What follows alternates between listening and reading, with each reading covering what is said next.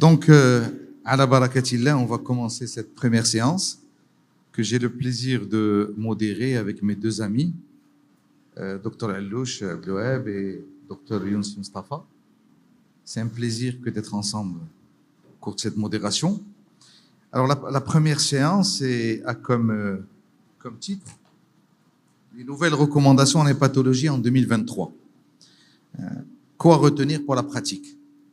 Et comme l'a dit tout à l'heure mon ami Dr Benhioun Kamal, c'est vraiment un grand plaisir que de démarrer cette journée avec une conférence de notre référent en hépatologie marocaine, Dr Oustad Benazzouz Mustafa, qui va nous parler de la prise en charge du carcinome hépatocellulaire. À toi la parole, Mustafa. Chers amis, bonjour. Je vous souhaite la bienvenue à tout le monde, notamment nos invités étrangers et à tous les amis, malgré les conditions d'hier soir. Donc, je voudrais remercier tout le bureau de l'AGPC pour leur invitation et pour leur confiance renouvelée. Il m'a été demandé de vous faire la synthèse des recommandations de la SLD sur la prise en charge du carcinome hépatocellulaire. Voilà les objectifs sur lesquels je vais traiter. Vous dire que je vais consacrer mon topo essentiellement au CAC sur cirrhose. CAC sur foie sain, je ne vais pas en parler, d'autant plus que l'après-midi, il y a un topo sur le CAC sur foie non cirrhose, notamment sur le foie sur NASH. Donc, je me concentre sur le CAC sur foie de cirrhose et je traiterai dans l'ordre les points que vous avez sur la slide, le dépistage au diagnostic, à la classification, et je terminerai par les différentes thérapies. Tout d'abord, qui dépister et comment dépister en 2023? Depuis 2018, les dernières recommandations de la SLD, c'était toujours, ça n'a pas beaucoup changé, il y a juste des petites modifs. C'est les malades Child A et Child B. On ne dépiste pas les malades Child C, sauf s'ils sont candidats à une transplantation. Je pense que ça, c'est une recommandation qui n'a pas changé. Les malades qui sont porteurs d'hépatite B, même sans cirrhose, doivent être dépistés, avec des conditions. Un homme de pays endémique plus de 40 ans, une femme de pays endémique plus de 50 ans, origine africaine, notamment subsaharienne, à partir de 30 ans, et l'histoire familiale de CAC, antécédent de CAC dans la famille, on dépiste aussi. Et les malades qui ont un score PHP à B supérieur ou égal à 10. C'est quoi ce score? Ce score est un score très simple qu'on calcule à partir de l'âge, le sexe et le taux de plaquettes. Je prends exemple un patient qui a 65 ans, il est A8, il est de sexe masculin, il est A6, il cumule 14, il a un taux de plaquettes à 120 000, il 6, il est à 20. C'est un malade qui a un risque très élevé de CAC. S'il a une hépatite B, même s'il n'a pas de cirrhose, il doit être entré dans une procédure de dépistage. Donc, ce score, il faudra l'utiliser lorsqu'on a plus de 10. On est à un risque très élevé. Lorsqu'on est moins de 9, on a un risque qui n'est pas très élevé. Restent les malades qui n'ont pas de cirrhose, qui ont des F3. Avant, dans l'ISL, on disait qu'il faut le dépister, et même d'autres sociétés avant disaient qu'il le dépister. Là, SLD cette année, pour les malades F3, on est sûr que c'est un F3, on peut ne pas les dépister. Et les malades qui ont une stéatohépatite sans cirrhose aussi, on ne le dépiste pas. Mais sachez que ces deux groupes de patients, quand même, ils ont un risque, notamment chez certains profils parmi eux. Reste à définir parmi ce groupe les patients où le dépistage sera co-efficace. C'est des choses à développer dans l'avenir. Maintenant, comment dépister? Comment dépister? Ça n'a pas beaucoup changé. C'est l'écho plus l'alpha-fétoprotéine. Et c'est tous les 6 mois. L'écho plus alpha-fétone tous les 6 mois, vous voyez que la sensibilité n'est pas énorme, elle est de 61%, avec une spécificité qui est à 90%. C'est pourquoi aujourd'hui, on pense à développer d'autres manières pour dépister, notamment pour améliorer la sensibilité. La spécificité, elle est bonne avec l'AFP et l'écho. Et il y a 2 tests qui sont en cours de développement. Il y a le GALAD, qu'on calcule à partir de l'âge, le sexe, l'alpha-fétoprotéine et l'AFP L3, c'est une fraction de l'alpha-fétoprotéine, et la DCPI, qu'on appelle aussi le PIVK2. Ce sont des marqueurs très utilisés en Asie. Au Japon, depuis le temps des temps, on fait les 3 à la fois. Mais donc en Europe, aux États-Unis, et donc on fait que de l'AFP. Et il y a un autre score qui paraît être le plus sensible parce qu'il a à 90% de sensibilité, il y a 95% de spécificité. C'est le Doylestown plus. C'est un score aussi composite. On calcule à partir des transats, l'AFP, phosphatase alcaline, l'âge et le sexe. Ces deux scores sont à valider sur de larges cohortes et c'est le travail qui est en train de se faire pour pouvoir améliorer cette sensibilité qui reste faible avec l'AFP et l'échographie qui est seulement de 60%. On fait l'écho, on trouve un nodule de moins d'1 centimètre. Est-ce qu'il faut aller directement à un scanner ou une IRM? La réponse est non. Pourquoi? Parce que IRM et scanner, sur des nodules de 8, 6, moins d'1 centimètre, la sensibilité, et on risque de faire beaucoup d'imagerie sans pouvoir sortir de conclusion. Et on va gaspiller énormément de temps et l'efficacité ne sera pas bonne. C'est pourquoi lorsqu'on a un nodule moins d'1 centimètre, vaut mieux refaire l'écho 3 mois après au lieu d'aller à une IRM ou un scanner. Et à ce moment-là, si l'échographie reste stable, c'est-à-dire le nodule est toujours inférieur à 1, on va refaire l'écho tous les 6 mois. Si par contre, le nodule, au bout de 3 mois, il va augmenter de taille, à ce moment-là, bien sûr, on passera à une IRM ou à un scanner injecté, c'est-à-dire une imagerie de coupe. Et ajouter à ça, c'est si l'alpha-fétoprotéine dépasse 20, ou c'est la cinétique de l'AFP augmente. J'étais à 8, 3 mois après, je suis à 15. Je dois passer à une imagerie de coupe. Malgré le fait que le nodule est resté inférieur à 1 centimètre, il y a quelque chose qui se passe. Et il ne faut pas s'arrêter à l'écho, il faut passer à plus, c'est-à-dire il faut aller à une imagerie, donc scanner ou IRM injecté. Maintenant, on a trouvé le nodule, il dépasse 1 centimètre. Comment doit-on apporter le diagnostic? Est-ce que c'est une imagerie? Est-ce que c'est une biopsie? Est-ce que c'est les deux à la fois? L'ASLD distingue 3 profils. Un patient qui a des antécédents de CAC. Là, c'est l'imagerie, avec les critères de la Société américaine de radiologie, ce qu'on appelle les l'IRADS. On va voir qu'est-ce que c'est. Si le malade est cirrhotique, toutes les cirrhoses, on va compter sur l'imagerie, sauf la cirrhose vasculaire, où les moyens d'imagerie ne sont pas validés, où la biopsie est obligatoire. Troisièmement, un malade qui n'a pas de cirrhose, mais il a une hépatite B qui est entrée dans le dépistage avec les conditions que j'ai citées en introduction. Dans ce cas-là, c'est en fonction de son score PHB que vous allez décider. Inférieur ou égal, supérieur et égal à 10, ça va être l'imagerie. Un score inférieur à 9 ou égal à 9, l'imagerie n'est pas validée et on va le considérer comme un foie soi-disant sain et on doit faire absolument une biopsie. Donc vous voyez que la place de la biopsie revient un peu par rapport aux recommandations antérieures. Les critères radiologiques aujourd'hui sont bien déterminés, c'est ce qu'on appelle les LIRADS, on ne les utilise pas encore au Maroc dans la routine. Je ne sais pas est-ce qu'il y a des radiologues dans la salle, mais dans tous les cas, les radiologues avec qui je travaille ne les utilisent pas en routine. Je pense qu'il est temps de parler le même langage. Ce sont des critères objectifs qui vont nous permettre de bien étudier la lésion avec des critères en fonction de rehaussement artériel précoce à l'injection et en fonction d'autres critères qui sont la taille, la capsule, le lavage et l'augmentation de la taille si on a des imageries antérieures qui ont été faites. Et à partir de cette étude fine en radiologie, d'imagerie de coupe, on va classer les malades en LRNC, c'est-à-dire imagerie de très mauvaise qualité qu'il faudra refaire, LR-TIV, c'est-à-dire nodule avec envahissement veineux, LR1, c'est un nodule manifestement typiquement bénin, LR2, il est très probablement bénin, et le LRM, c'est quoi? C'est un nodule qui a les caractéristiques de la malignité, mais c'est pas tout à fait un CAC. Ça, c'est le cholangio-hépatocarcinome. Ou là, le cholangiocarcinome, parfois, c'est malin, mais c'est pas. J'ai eu des malades hépatite B, j'en ai au moins 7 qui ont fait des cholangio-hépatocarcinomes sur hépatite B cirrhotique. C'est pas des CAC typiques. Et là, attention, la biopsie est indispensable parce que la prise en charge d'un cholangio-hépatocarcinome, c'est pas la même chose que la prise en charge d'un cholangiocarcinome, d'un hépatocarcinome. Et on arrive aux nodules qui sont très probablement malins. Le LR3, c'est probablement donc malin. Le LR4, c'est très probable. Et le LR5. Ici, nous avons le risque de malignité de 30 à 40. Ici, le risque de malignité 60 à 70. Le LR5, c'est plus de 95% malin. Donc, c'est quand même une classification très fine où on doit parler le même langage Et vous allez voir que faire biopsie ou ne pas faire biopsie dépend de cette classification. Et voilà ce qui est proposé par la SLD. LR1, c'est écho tous les 6 mois, tous les 3 mois, pardon. LR2, c'est encore écho. Et LR3, la même chose. Ici, nous avons le risque de malignité qui est peu probable et on fera une imagerie par échographie, bien sûr, avec l'alpha-fète. Lorsqu'on est LR4, là, vraiment, nous avons un risque de 60 à 70% d'être malin. Et là, la biopsie peut trouver sa place au sein d'une RCP.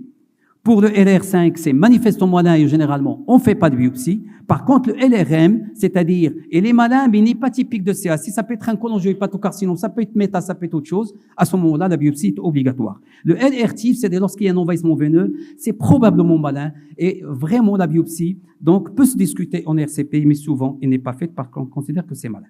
Je viens à l'alpha-fétoprotéine. Avant, on disait qu'un taux d'alpha-fétoprotéine supérieur à 400 signe le CAC. C'est faux. C'est faux. Et même en présence d'une alpha-fétoprotéine à 400, on ne retient pas le diagnostic de CAC. Il faut une imagerie qui soit typique. Donc, l'AFP, c'est excellent pour le dépistage, c'est excellent pour le pronostic, j'y arrive, mais pour le diagnostic, il faut l'imagerie toujours. Donc, si vous avez un CAC atypique à la radiologie, malgré une alpha-fétoprotéine à 450-500, il faudra faire quand même une biopsie. C'est les recommandations de la SLD en 2023. Pourquoi? Parce qu'il y a d'autres causes d'augmentation de l'AFP, qui sont les cancers hépatoïdes, qui sont les cancers germinaux, qui sont le cholangio. Le cholangio, j'ai eu du cholangio, je vous assure, j'ai un cholangio avec une AFP à 1600. Biopsie à l'appui. Cholangio avec CAC, avec AFP très élevé, sur hépatite B. Donc, l'AFP n'est pas spécifique au seul CAC. Il y a d'autres cancers qui peuvent donner une augmentation. C'est pourquoi l'imagerie plus l'AFP feront le diagnostic, qui n'ont pas l'AFP seul. Quand est-ce qu'il faut faire la biopsie? Vous voyez que la place de la biopsie s'ouvre un tout petit peu. Avant, c'était imagerie, toujours imagerie. Bien sûr, un malade qui n'a pas de cirrhose, c'est biopsie, c'est obligatoire. Les critères radiologiques ne sont validés que chez les malades qui sont cirrhotiques. Et on a éliminé la cirrhose vasculaire. Donc, pas de cirrhose d'origine vasculaire, biopsie. Infection chronique B avec un PHB inférieur à 9, on considère qu'on n'a pas tous les arguments pour dire que l'imagerie est suffisante. On doit faire une biopsie. Pour les malades qui sont LRM, c'est-à-dire aspect de malignité, mais sans qu'il y ait tous les critères diagnostiques, ça peut être un cholangiohépatocarcinome, là, la biopsie aussi est obligatoire. Et on discutera en RCP pour les malades LR4 et les RTIF, c'est-à-dire lorsque vous êtes donc à une malignité estimée à 60-70%. Est-ce que c'est un CAC? Est-ce que c'est un nodule dysplasique? Est-ce que c'est un nodule de régénération? Je pense que dans la plupart des cas, dans cette situation, moi, je ferai volontiers une biopsie. C'est ce que je fais pour les LR4, je fais une biopsie. Pour les LRTIF, généralement, je considère que c'est un CAC et je ne ferai pas de biopsie. Le bilan d'extension. Je pense que la TDM, l'IRM abdominal, c'est obligatoire. Ça permet de faire le diagnostic et le bilan d'extension. La TDM thoracique, ils ont mis surtout lorsque le CAC dépasse 2 cm. Et ils ont mis pour la TDM pelvienne et la scintigraphie osseuse. C'est pas toujours nécessaire de les faire, c'est systématique dans le cadre de bilan d'un CAC. Vous les faites lorsqu'il y a des signes d'appel. Et surtout lorsque vous avez une maladie agressive avec une alpha-fétoprotéine supérieure à 1000, une invasion vasculaire et une atteinte multinodulaire au bilobaire. J'arrive, quelle classification? Pour être simple, l'ASLD a retenu le BCLC comme classification. Mais le BCLC actualisé. Qu'est-ce que j'entends par BCLC actualisé? Le BCLC actualisé dans sa version en 2022, vous avez la publication de REG, de Barcelone, de l'équipe de BCLC, en G-Patton en 2022. Je voudrais vous dire ce qui a changé. Ce qui a changé, c'est dans l'évaluation de la fonction hépatique. Ça, c'est important. On disait le child.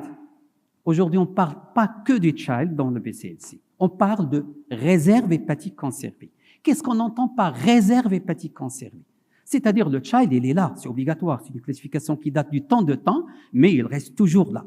Mais il faudra ajouter au child 2 autres classifications qui font partie maintenant donc, de l'évaluation. Le MELD est obligatoire, vous voyez, on l'a ajouté dans la classification, dans l'update, et on a ajouté l'ALBI-score. Pourquoi avoir ajouté ces 2 scores? Tout d'abord, je vous cite cette étude que je trouve très intéressante de Kushiti, qui est ancienne, mais que je trouve intéressante. Lorsque vous opérez un CAC sur cirrhose avec un MELD inférieur à 9, vous aurez 0% d'insuffisance hépatique post-opératoire et vous aurez 8% de complications post-opératoires. Si vous opérez un MELD supérieur à 11, eh bien, vous aurez 37% d'insuffisance de décompensation post-opératoire et vous aurez jusqu'à 83% de complications post-opératoires. Si vous êtes entre 9 et 10, eh bien vous aurez des chiffres intermédiaires. Donc, le MELD ajoutera une meilleure manière de mieux sélectionner les malades, notamment pour donc la chirurgie. C'est vrai que le MELD, c'est pour sélectionner les malades pour la TH, mais aussi pour la résection, ça peut nous aider. Pourquoi avoir ajouté l'ALBI et c'est quoi l'ALBI? ALBI, c'est un score qu'on calcule par l'albumine et la bilirubine. C'est une modélisation sur une forme algorithmique qui est disponible, il est free, il est gratuit sur le net. Vous introduisez l'albumine, vous introduisez la bilirubine, vous allez ici les éléments et vous aurez votre ALBI. ALBI, il y en a 3. Il y a ALBI 1, ALBI 2, ALBI 3 et vous avez les chiffres. Dans tous les cas, l'application vous donne le grade. Il vous dit grade 1, grade 2, grade 3. Vous n'avez qu'à rentrer les chiffres. Il vous dira ALBI 1, ALBI 2, ALBI 3. Regardez l'intérêt de cette classification. Je prends cette étude publiée en 2023. C'est la série taïwanaise. 4000 CAC traités par différentes méthodes. Et vous voyez la survie et il était corrélé au stade ALBI. Les malades ALBI 1 avaient une survie meilleure que les ALBI 2, que les ALBI 3. Et j'ai pris une autre étude qui est publiée en 2022 chez les malades Child A. Lorsqu'on les a traités, on a vu leur évolution en fonction de l'ALBI. C'est toujours la même catégorie, c'est-à-dire Child A, qui sont supposés avoir une survie meilleure. Eh bien, parmi les malades Child A, si vous mettez l'ALBI en plus, vous allez mieux les stratifier et vous voyez que la survie était meilleure chez les malades Child A, ALBI 1. Donc, ajouter l'ALBI n'ajoutera une finesse. Vous savez pourquoi l'ALBI ajoute un plus par rapport au Child? Le Child, il y a des variables subjectives. Encéphalopathie, vous pouvez donner un CROB, l'acide, vous pouvez faire ceci. Mais dans l'ALBI, il n'y a que l'objectif, c'est des marqueurs sériques, c'est albumine, bilirubine, et vous entrez sur la formule. Donc, on est plus objectif. C'est pourquoi on associera, donc, en plus du Child, on ajoutera le MELD et on ajoutera l'ALBI. Pourquoi ajouter? Vous voyez que ici ils ont ajouté l'AFP, chose qu'on n'avait pas dans l'ancienne classification de BCLC. Et ça c'est grâce à l'étude française de Duvaux, qui est déjà ancienne, qui est celle-là, et qui a fait de l'alpha-fétoprotéine un score important, un test important pour pouvoir mieux sélectionner les malades pour la TH. Et vous voyez sur le score, donc AFP, score de Duvaux, supérieur à 2, il n'y a pas de TH. Ce sont des malades qui vont regarder. Lorsque vous transplantez des malades qui ont un score AFP supérieur à 2, vous aurez donc une survie qui n'est pas bonne, alors que si vous transplantez des malades qui ont un score AFP inférieur à 2, vous aurez une survie qui est meilleure. Surtout, regardez le taux de récidive. Si vous mettez un malade qui a donc un score AFP qui est supérieur à 2, comparé à celui qui est inférieur à 2, le taux de récidive est de 45%, c'est le score est inférieur à 2, et il est de 13%, c'est le score est inférieur à 2, il est de 45%, c'est le score est supérieur à 2, vous gagnez quand même 30%. Vous ne risquez pas de donner des greffons à des gens que vous allez trouver demain en récidive et c'est-à-dire, c'est un effort qui est fourni pour rien. Et je pense que maintenant, l'AFP aujourd'hui est un accepté comme marqueur pronostic, donc, pour pouvoir choisir les malades à transplanter ou pas. Donc, modification de BCLC sur le plan évaluation de la fonction hépatique, c'est ajouter l'ALBI et ajouter le MELD. Et sur le plan tumoral, on faisait de l'imagerie, on ajoutera l'alpha-fétoprotéine comme, pas critère diagnostique ou de dépistage, mais surtout pour critère pronostic. Et c'est important, parce que cette classification est aussi une classification pronostique. Et voilà la classification BCLC, donc actualisée. Nous avons le très précoce, c'est un seul nodule, moins de 2. Bonne réserve hépatique. On mettait Child A, on met plus Child A. On parle de bonne réserve hépatique, avec bien sûr état général conservé, OMS. Stade A, c'est un nodule unique, aux 3 inférieurs à 3, les 3 inférieurs à 3, et avec bonne réserve hépatique, toujours, c'est pas le child, c'est la réserve hépatique, et bien sûr, l'état général qui est bon. Stade intermédiaire, là, il y a un problème. Pourquoi? Parce que ce stade intermédiaire, dans la classification de BCLC originale, était un stade très hétérogène. Il y avait du tout dedans. Il y avait des malades qu'on pouvait transplanter, il y avait des malades qu'on pouvait même traiter par chirurgie, il y a des malades qui devaient partir à un traitement par chimio-embolisation ou radio-embolisation, il y avait même des malades qui devaient aller directement à un traitement systémique. Donc c'était un gouffre, on a mis un peu du tout. Avec la classification récente, on sait mieux les classer. D'ailleurs, le groupe italien Italica avait mis B1, B2, B3, déjà en 2016. Et je pense que ça a été repris dans le BCLC. Et aujourd'hui, dans le stade B, il y en a 3. 3, c'est-à-dire, soit que vous avez un stade intermédiaire, c'est le multinodulaire, avec fonction hépatique conservée. Mais dans le multinodulaire, il y a multinodulaire et multinodulaire. Il y a le multinodulaire infiltrant, diffus. Vous ne pouvez rien lui proposer qu'un traitement systémique. Et il y a un multinodulaire avec 4-5 nodules, 6 nodules qui restent soit dans le mail, dans avec ce qu'on appelle les critères UNOS, on va les voir, c'est-à-dire plusieurs nodules, mais qui sont bien localisés, on les voit, on peut les compter, avec bien sûr une taille qu'on peut calculer et un flux portal qui est important. Ces malades peuvent avoir beaucoup de choses, peuvent avoir une chimio-embolisation, peuvent même être transplantés au cas où on arrive à faire un downstaging. Donc vous voyez, le stade B, c'est pas tout à fait tout chimio-embolisation. Ça peut être ceci, ça peut être cela. Et là, ça a été pris en considération dans la nouvelle classification BCLC. Je voudrais arriver à un autre concept nouveau dans le BCLC. Le BCLC est une classification dynamique. Il n'est pas statique. C'est-à-dire, je prends 2 exemples pour vous illustrer la chose. Et ça ne pourrait jamais et en aucun cas remplacer une discussion entre les spécialistes.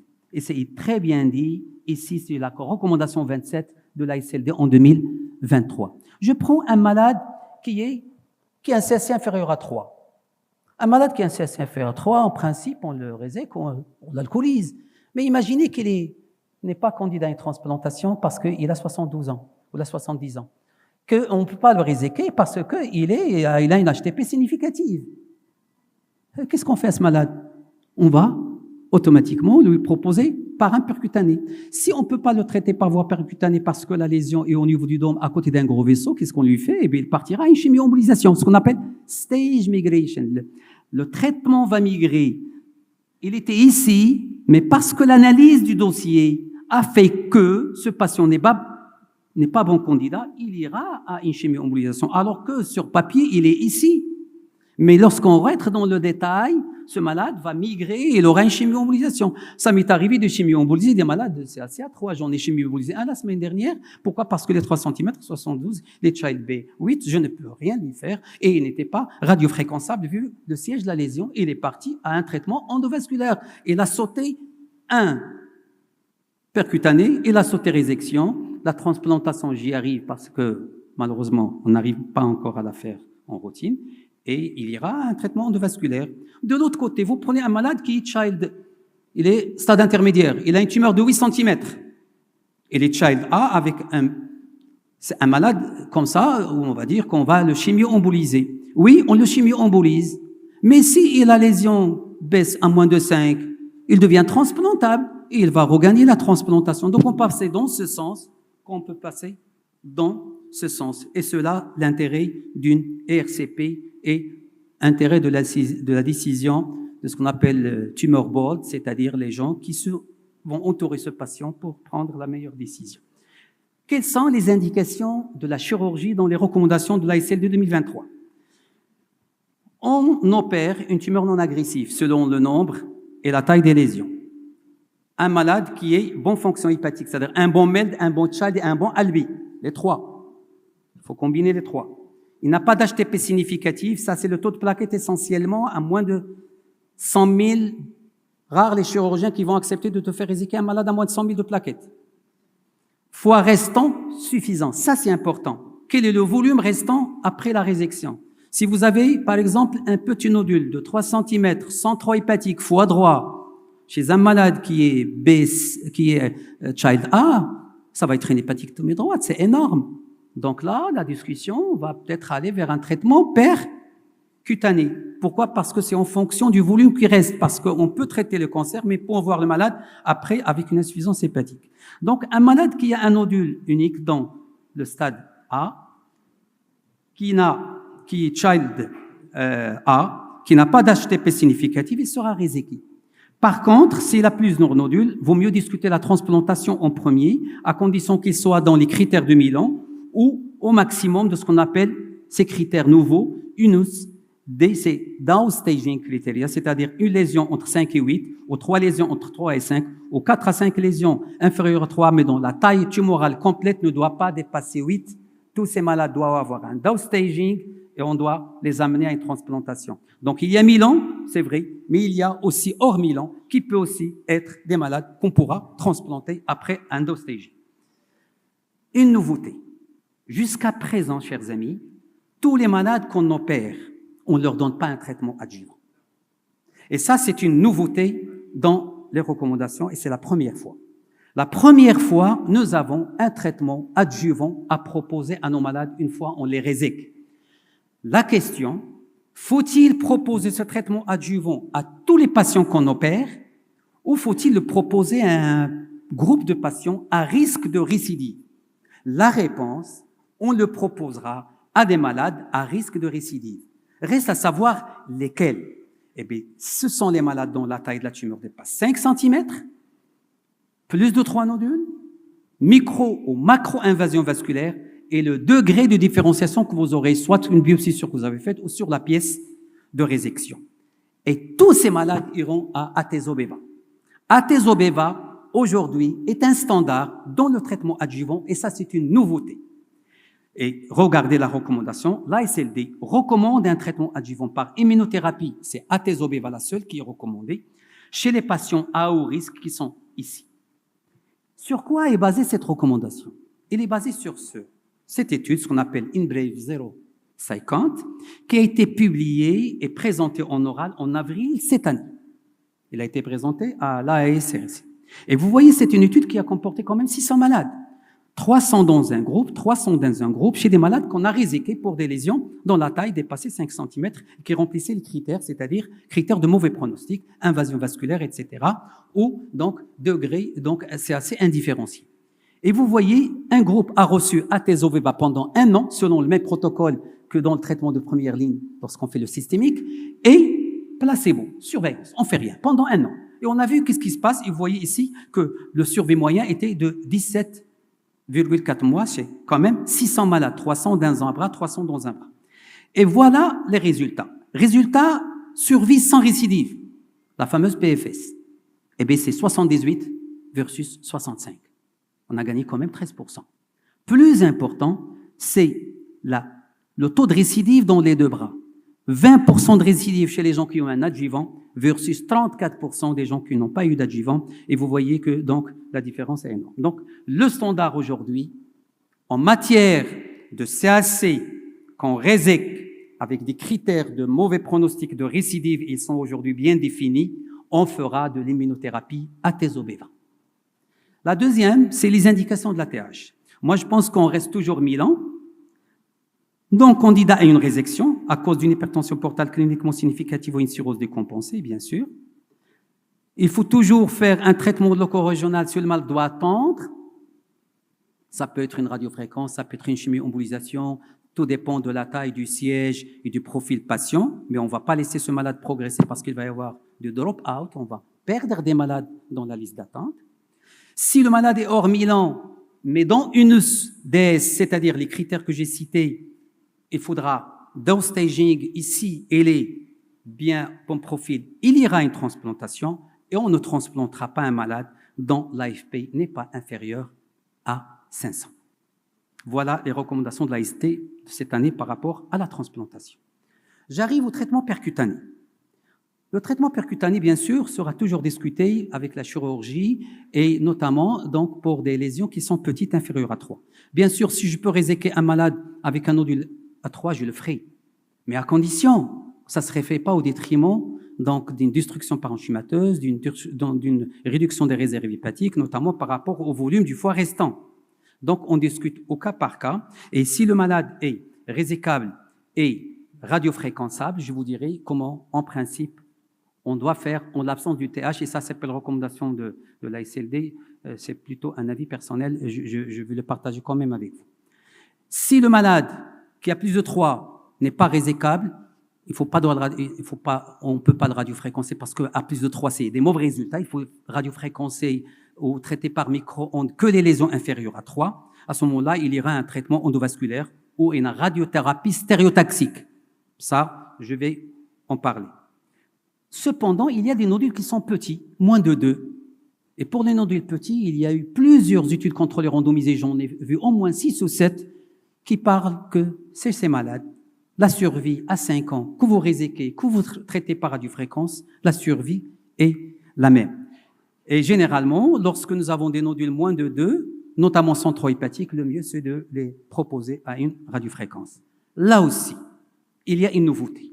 Et la nouveauté, tout malade, traité par un traitement percutané, radiofréquence, au microwave, et qui a des critères de mauvais pronostic. Ici, les critères de mauvais pronostic, c'est surtout la taille et le nombre.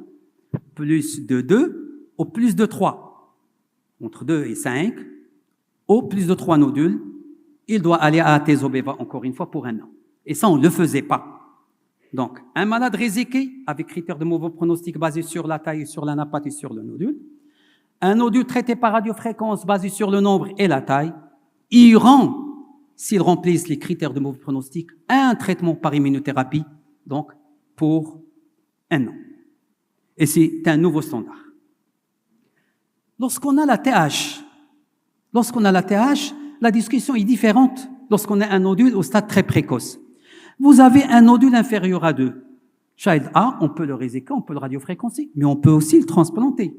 S'il n'y a pas de contre-indication à la TH, si le malade a une cirrhose décompensée, s'il a une alpha-fétoprotéine inférieure à 500, c'est un excellent candidat à la TH. Est-ce qu'on va faire un traitement d'attente? Non. Pour des nodules moins de 2, on ne fait pas un traitement d'attente. On met sur la liste si on attend. Mais on surveille par de l'imagerie tous les 3 mois pour voir s'il n'y a pas une progression. Auquel cas, il faudra agir. Si par contre le malade n'est pas candidat à une transplantation, à ce moment-là, il ne reste que le traitement percutané. Donc, il faudra le traiter par voie percutanée et il faudra donc, bien sûr, le radiofréquencer. Ça, si on a de la TH disponible, on discutera la TH comme option thérapeutique. Ce n'est pas le cas au Maroc. Qu'est-ce qu'on fait? Voilà ce que je fais en pratique. TH au Maroc, taxe difficile pour raisons multiples.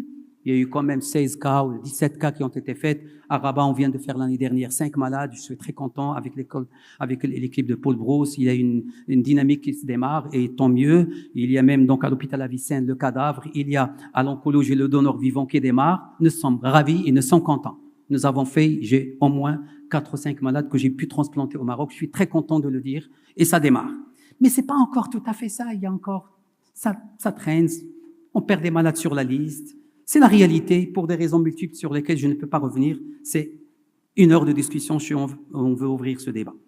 Ce qu'on fait aujourd'hui, lorsqu'on a moins de 3 cm, qui est candidat à la résection, qui est candidat à la radiofréquence, un traitement percutané, qu'est-ce qu'on fait? On va voir est-ce que ce malade a des critères que la radiofréquence puisse marcher, c'est-à-dire qu'on a les bons profils pour la radiofréquence. Et les bons profils par la radiofréquence, on les connaît aujourd'hui. C'est la taille moins de 3, c'est loin d'un vaisseau parce qu'il y a ce qu'on appelle le phénomène de refroidissement, notamment avec la radiofréquence. Il y a la marge et il y a la localisation. Les dômes, c'est difficile. Le dôme du 8, impossible. Vous êtes sur le segment 2, vous avez le cœur à côté, le péricarde à côté, vous êtes sur le 6, vous avez le côlon gauche, l'ongle colique droit à côté. Donc, tout ça, c'est du détail pour ceux qui font la radiofréquence, ils doivent en tenir compte. Ici, on a suffisamment d'éléments pour dire que ça, c'est un mauvais candidat à la radiofréquence.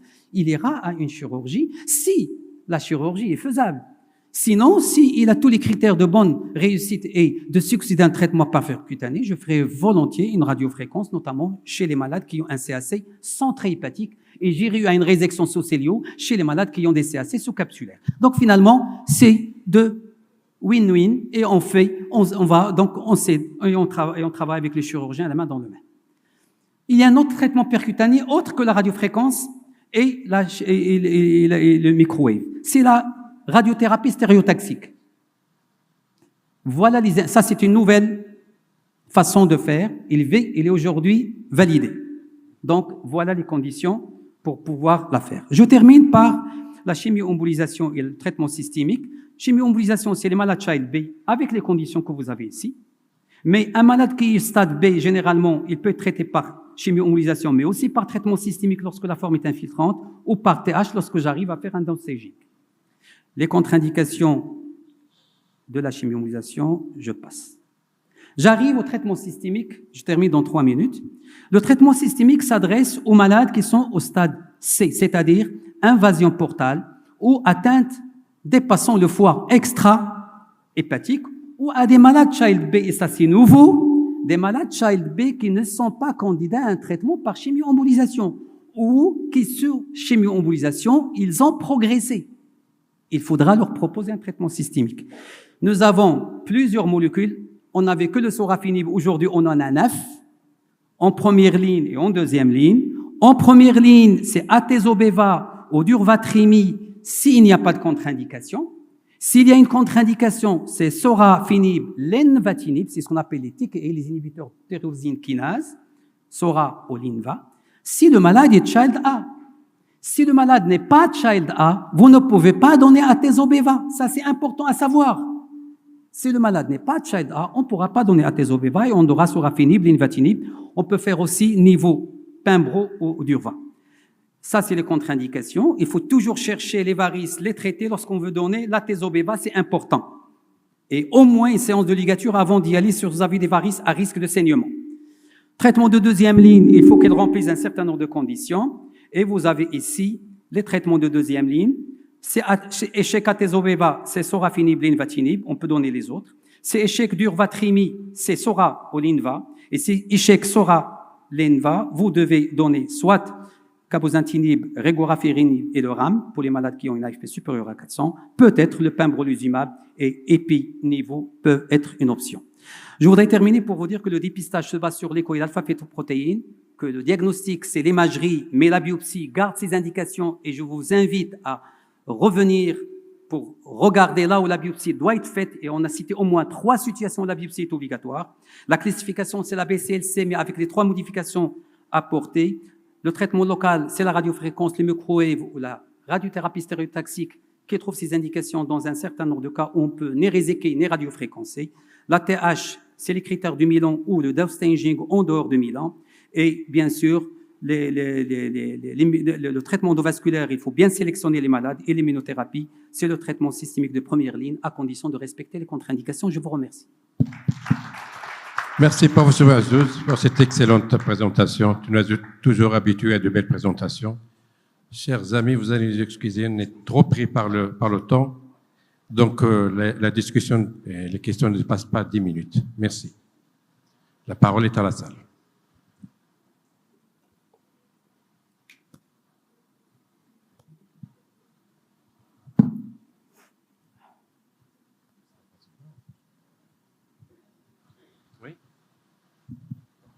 Bonjour, professeur Benazouz. Félicitations pour la présentation.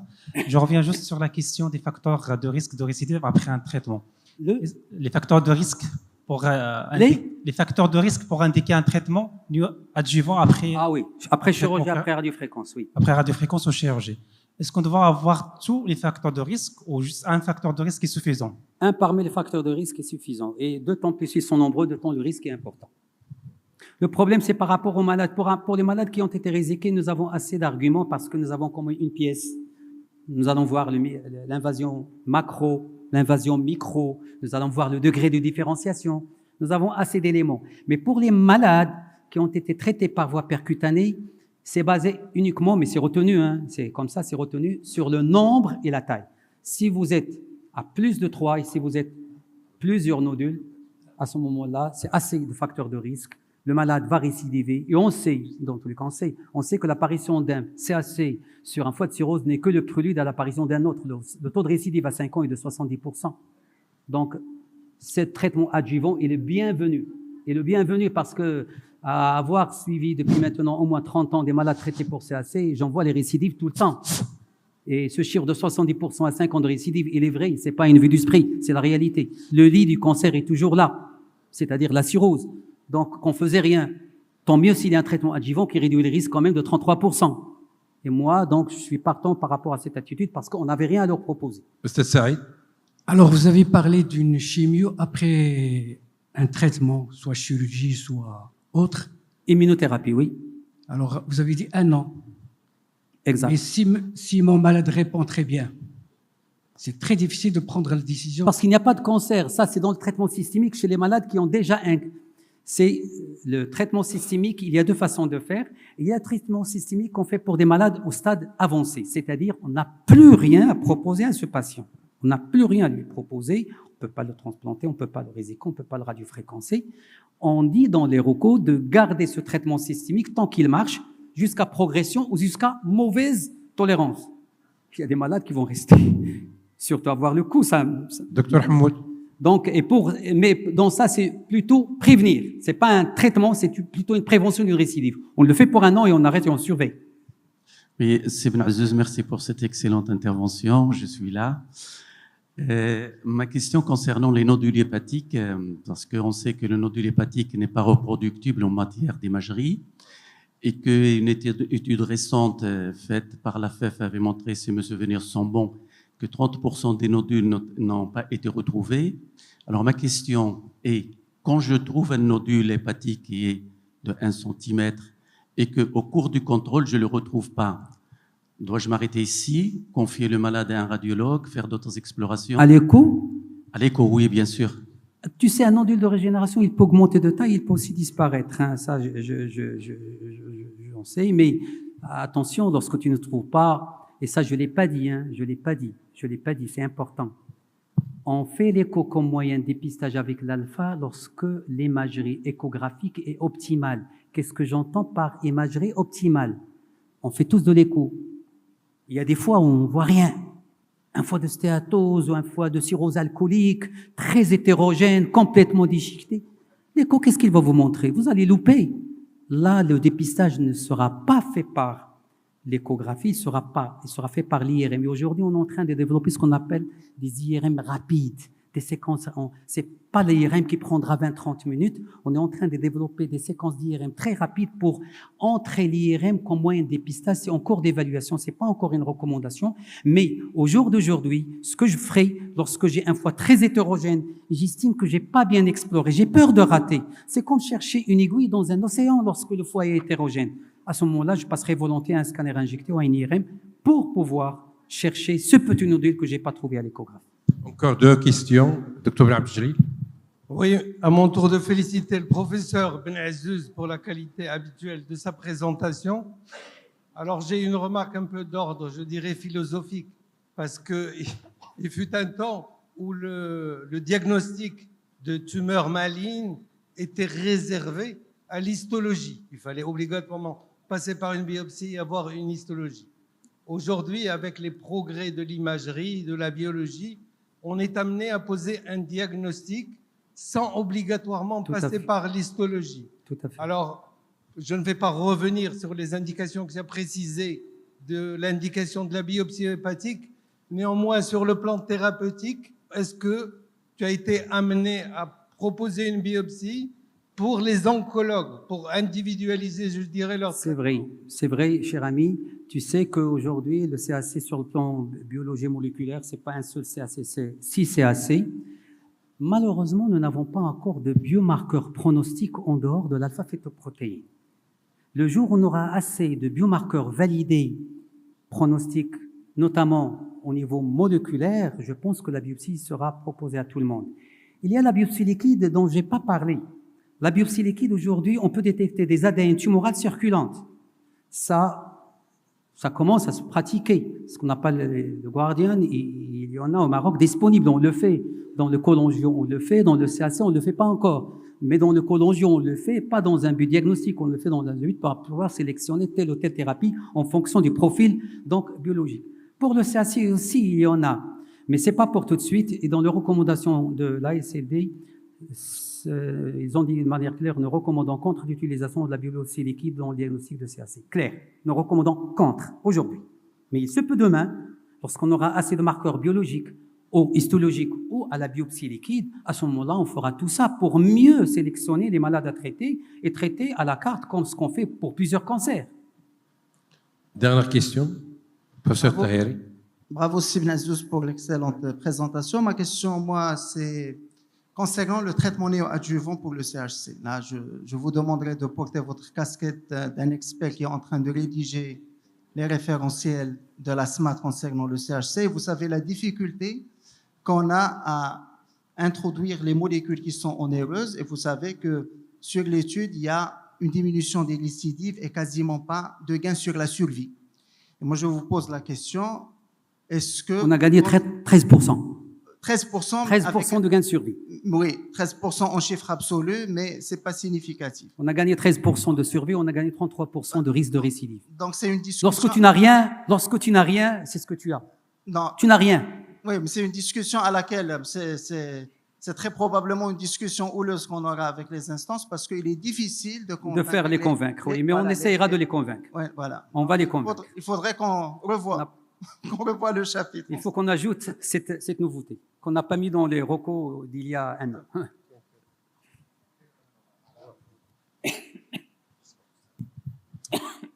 Merci, professeur Bnazouz, pour la présentation. Ma question, c'est pour les patients qui remplissent le critère du Milan avec un son nodule de 3 cm et les RAD 5. Et on a décidé de faire la radiofréquence chez ces patients. Et les RAD 5, moi, je me confie à la radiologie. Est-ce qu'on fait systématique la biopsie pour chercher les facteurs de risque, à haut risque de récidive, pour indiquer ou non un traitement d'IVO? Non, à moins 3 cm, pour un nodule moins 3 cm, moi, avec un LRAD 5, moi, je considère que c'est un CAC. Je traite en fonction de la taille, le siège.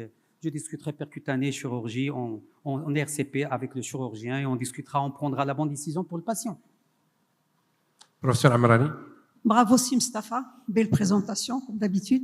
Mon intervention, c'est à propos de la transplantation. Il y a deux façons de voir le verre à moitié vide ou à moitié plein. Je pense qu'il faut le voir à moitié plein, surtout dans des réunions comme celle-là, où il y a des hépatologues. Il faut qu'ils sachent que ça se fait au Maroc. Bien sûr qu'il y a des difficultés, c'est un démarrage, mais il faut qu'ils sachent qu'il y a des équipes tout à fait au point pour en faire. Et les problèmes viennent beaucoup plus de soucis organisationnels, la famille qui n'accepte pas, même pas du point de vue matériel, puisque la prise en charge est assurée par les assurances et la sécurité sociale. Madame Amrani, je vous rejoins parfaitement et on a fait vraiment des progrès par rapport à il y a 10 ans. On a pris beaucoup de retard. C'est malheureux. C'est malheureux. Et on n'a pas cessé dans toutes nos réunions de RCP, que ce soit ici, je pense que les Casablanca ont fait, de pousser. Mais c'était un problème chirurgical. C'est pas vrai. Au départ. Maintenant, Dieu merci, on a démarré. On oublie le passé, on a démarré. On fait le vivant et le cadavre. C'est parfait. On n'a jamais fait le vivant avant. On fait le vivant aujourd'hui. C'est parfait. Maintenant, il nous faut envoyer nos malades aux listes qui sont ouvertes. Ça, c'est la première, parce que les listes, j'ai téléphoné une liste, il y a 13. Il y a seulement 13 de malades au Maroc qui ont besoin d'une TH. Ben c'est ça. Sur l'une des listes, il y a 13. Je prenais. Mais c'est vrai, les gens, parce que les malades attendent, les gens ne veulent pas s'inscrire et laisser les malades vivre sur un faux espoir. Il faut sensibiliser les gastroentérologues, sensibiliser les hépatologues. Il faut qu'ils sachent que ça se fait. Oui. Si eux, ils sont convaincus, ils vont pas hésiter à envoyer le malade. Il faut les envoyer parce que c'est la meilleure manière d'encourager les équipes qui font. Bien sûr. D'où le verre à moitié plein. Merci, Sylvain Azouz.